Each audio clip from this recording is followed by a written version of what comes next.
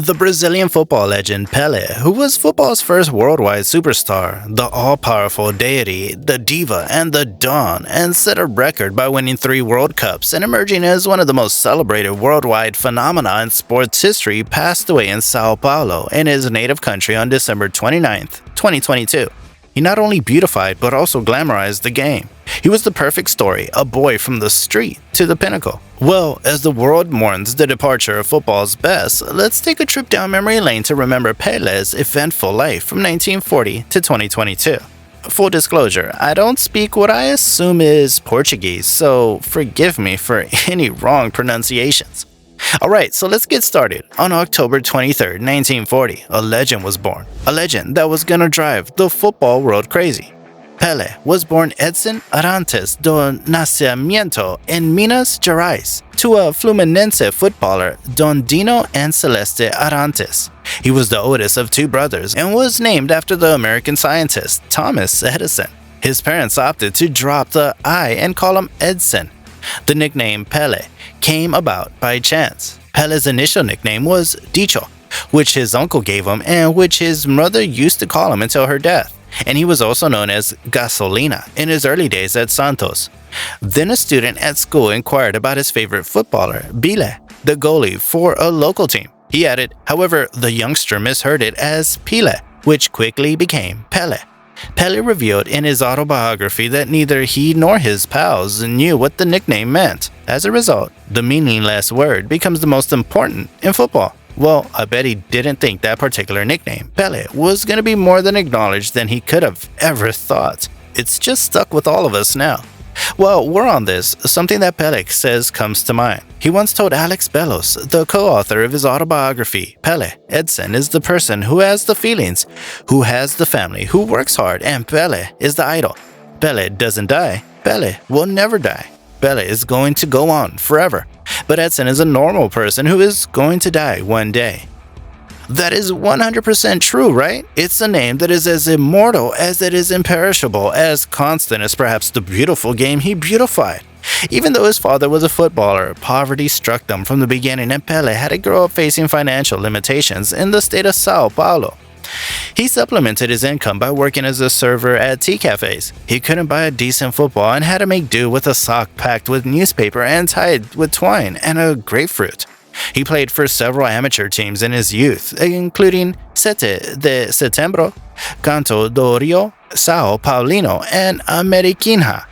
Pele led Bauro Atlético Clube Juniores to 2 Sao Paulo State Youth Championships.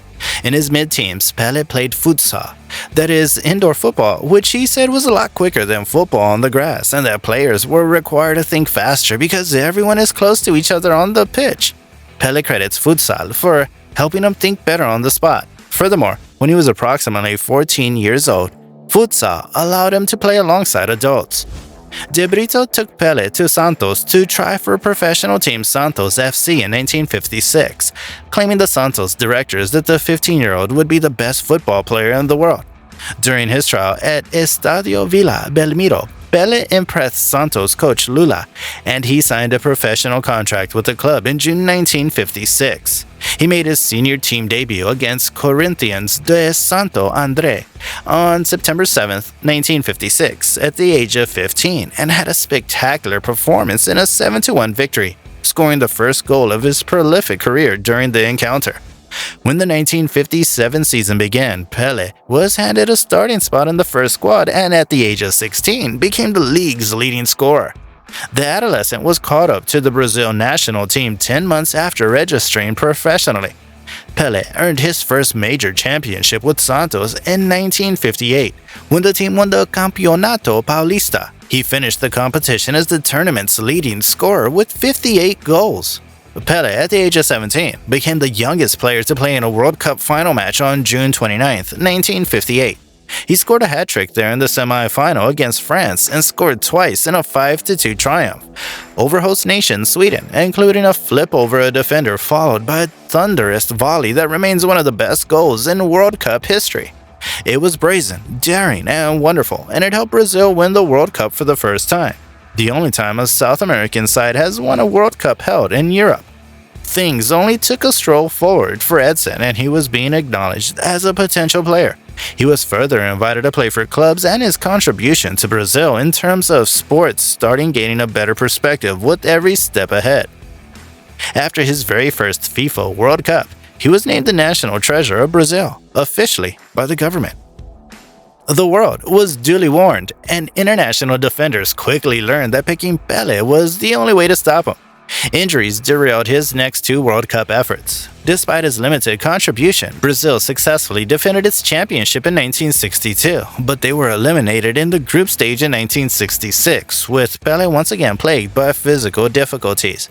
On the largest platform of all, he may have saved his best for last. Brazil's performance in winning the 1970 World Cup in Mexico was arguably the finest in history, with a magnificent squad led by the world's biggest star. Pele was 29 years old and physically declined, but it didn't stop him from demolishing the competition. Brazil won all 6 games, including a 4-1 defeat of Italy in the final and bagging the World Cup once again. In 1971, he played the last match for Brazil. He was an asset to the team, as when he played the match, they managed to register 67 victories, 14 draws, and only 11 losses. He and Garrincha made such a remarkable strength for Brazil that they never lost a match when both the players were on the field. He proclaimed his retirement from club football in 1974, yet he continued to play for Santos on occasion. However, he was quickly drafted by the New York Cosmos in 1975. His involvement in the club was extremely beneficial to them. Even though he usually played in friendly matches and was past his peak, his legend and passion attracted many players for them, like Giorgio Chinaglia, Carlos Alberto, and others. The stadiums were packed due to Pele frenzy. He commanded the Cosmos until the exhibition match between Santos and Cosmos in 1977, when the stadium was crowded with celebrities and close friends seeing Pele play for the final time.